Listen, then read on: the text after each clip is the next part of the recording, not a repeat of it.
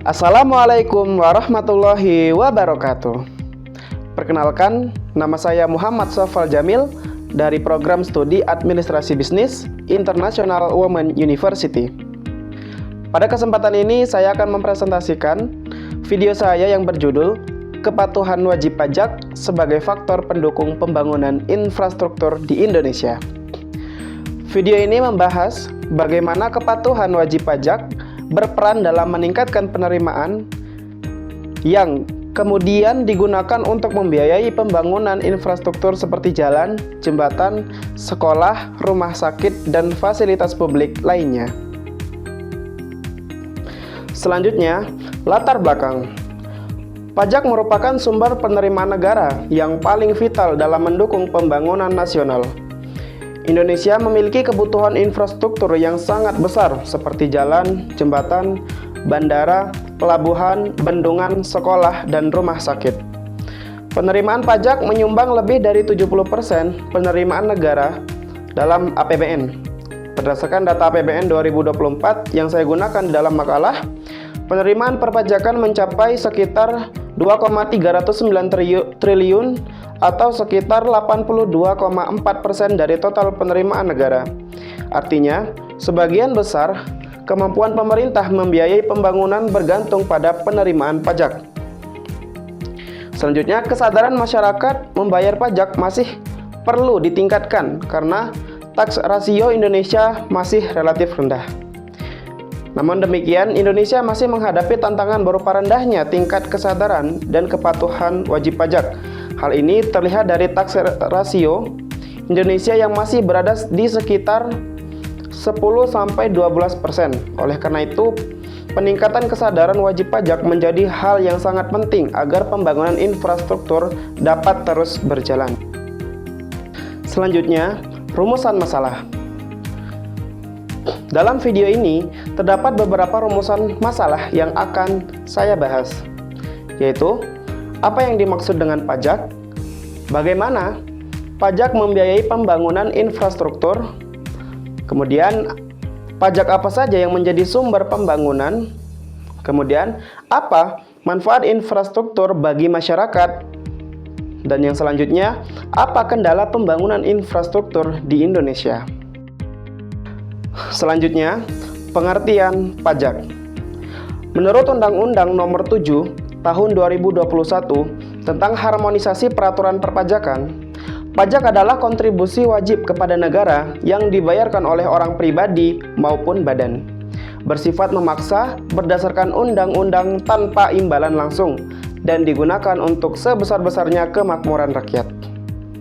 Dari pengertian tersebut terdapat 4 unsur penting, yaitu wajib, bersifat memaksa, tidak memperoleh imbalan langsung, dan digunakan untuk kepentingan masyarakat.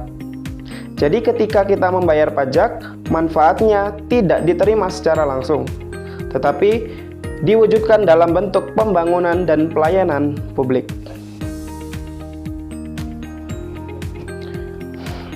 Yang selanjutnya, fungsi pajak. Pajak memiliki 4 fungsi utama. Pertama, adalah fungsi budgetair, yaitu sebagai sumber penerimaan negara untuk membiayai pengeluaran pemerintah. Kedua, adalah fungsi reguleran, yaitu sebagai alat pemerintah untuk mengatur perekonomian, misalnya melalui tarif pajak. Ketiga, adalah fungsi distribusi, yaitu pemerataan pendapatan sehingga hasil pembangunan dapat dirasakan masyarakat. Keempat, adalah fungsi stabilisasi, yaitu menjaga kestabilan ekonomi seperti mengendalikan inflasi. Jenis pajak sumber pembangunan. Jenis pajak di Indonesia dibedakan menjadi pajak pusat dan pajak daerah. Pajak pusat meliputi PPH, PPN, PPNBM, dan bea materai. Pajak ini dipungut oleh pemerintah pusat melalui Direktorat Jenderal Pajak, yaitu DJP. Sedangkan pajak daerah meliputi PKB, PBB P2, BPHTB, PBJT, dan pajak air tanah yang dipungut oleh pemerintah daerah. Yang perlu dipahami adalah tidak ada satu jenis pajak yang khusus digunakan untuk membangun jalan atau jembatan. Seluruh penerimaan pajak dikumpulkan terlebih dahulu ke dalam APBN atau APBD, kemudian dialokasikan sesuai prioritas pembangunan. Bagaimana pajak menjadi infrastruktur? Pada slide ini menunjukkan alur penggunaan uang pajak. Pertama, masyarakat dan badan usaha membayar pajak. Pajak tersebut masuk ke kas negara sebagai penerimaan APBN maupun APBD. Selanjutnya, pemerintah bersama DPR menyusun anggaran dan menentukan prioritas pembangunan.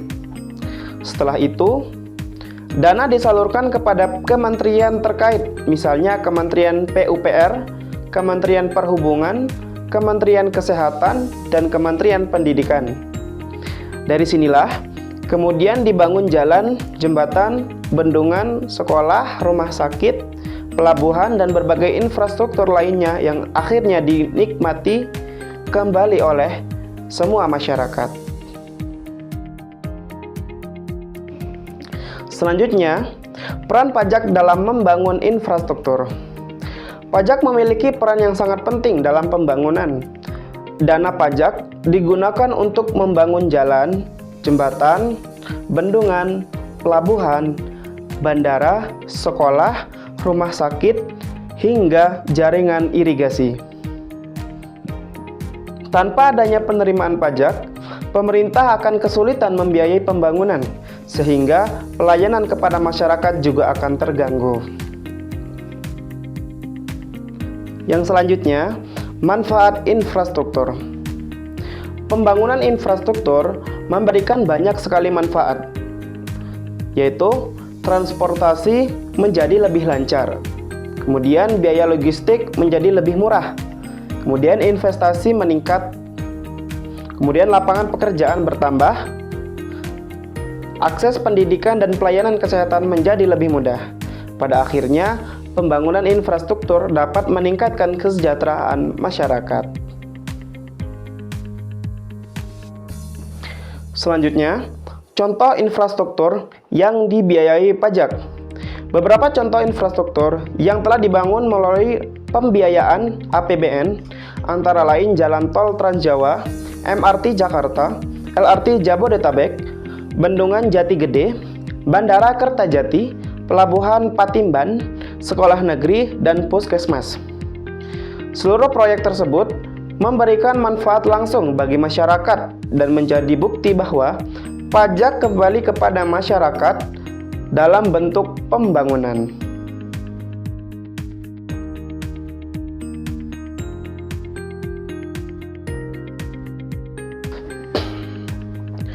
Selanjutnya, profil kasus usaha.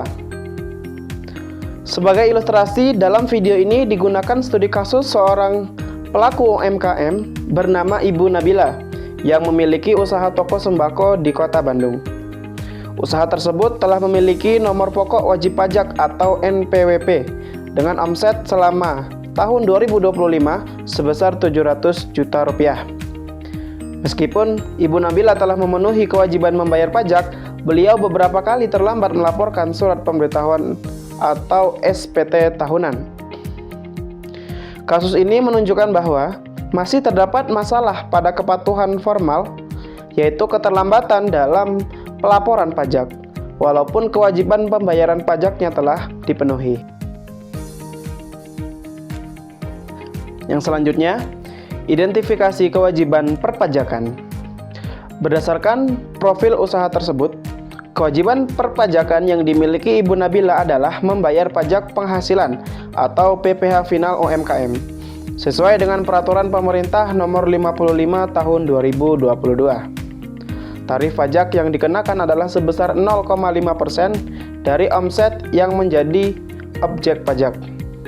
Pemerintah juga memberikan fasilitas berupa pembebasan pajak atas omset hingga 500 juta per tahun. sehingga hanya omset di atas batas tersebut yang dikenai PPh final. Selain membayar pajak, wajib pajak juga wajib menghitung sendiri besar pajaknya, melakukan penyetoran tepat waktu, serta melaporkan SPT tahunan sesuai dengan sistem self-assessment yang berlaku di Indonesia. Selanjutnya, analisis dan perhitungan pajak. Perhitungan pajak dilakukan berdasarkan omset usaha Ibu Nabila sebesar 700 juta. Karena omset sampai 500 juta tidak dikenakan pajak, maka yang menjadi dasar pengenaan pajak adalah sebesar 200 juta. Tarif PPh final UMKM adalah 0,5%, sehingga perhitungan pajaknya adalah 0,5% dikali 200 juta, sehingga menghasilkan pajak terutang sebesar 1 juta. Pajak tersebut dapat disetorkan secara bertahap sesuai ketentuan Direktorat Jenderal Pajak melalui Sistem Administrasi Perpajakan Digital atau Kortek. Selanjutnya, penyebab rendahnya kesadaran pajak, yaitu kurangnya pengetahuan masyarakat tentang fungsi, manfaat, dan kewajiban perpajakan. Kemudian rendahnya kepercayaan terhadap pengolahan pajak akibat kasus korupsi atau kurangnya transparansi. Selanjutnya, kondisi ekonomi yang membuat sebagian masyarakat lebih memprioritaskan kebutuhan pokok. Selanjutnya, sistem perpajakan yang dianggap rumit dan masih kurangnya sosialisasi dari pemerintah. Kemudian, penegakan hukum dan sanksi yang belum memberikan efek jera secara optimal. Kemudian, rendahnya pemahaman bahwa pajak digunakan untuk membiayai pembangunan infrastruktur, pendidikan, kesehatan, dan layanan publik.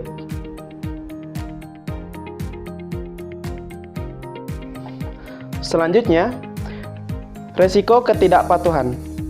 Apabila wajib pajak tidak memenuhi kewajiban pajaknya, terdapat beberapa resiko yang dapat terjadi.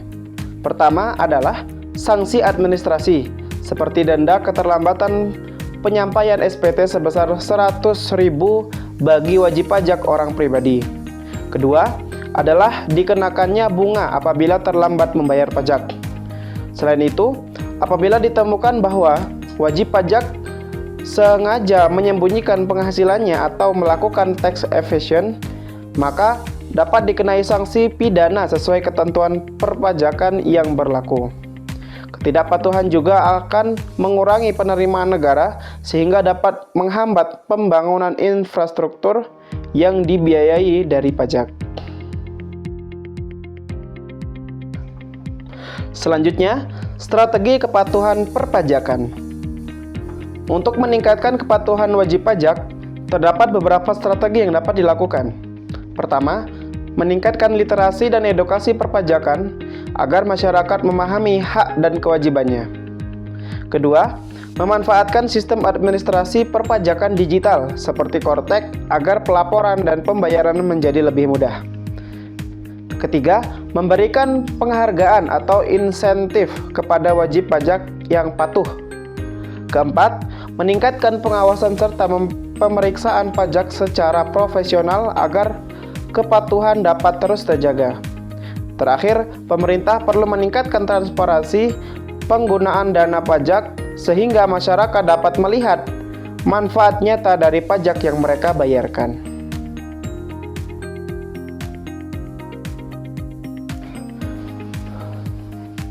Selanjutnya, kesimpulan dan rekomendasi.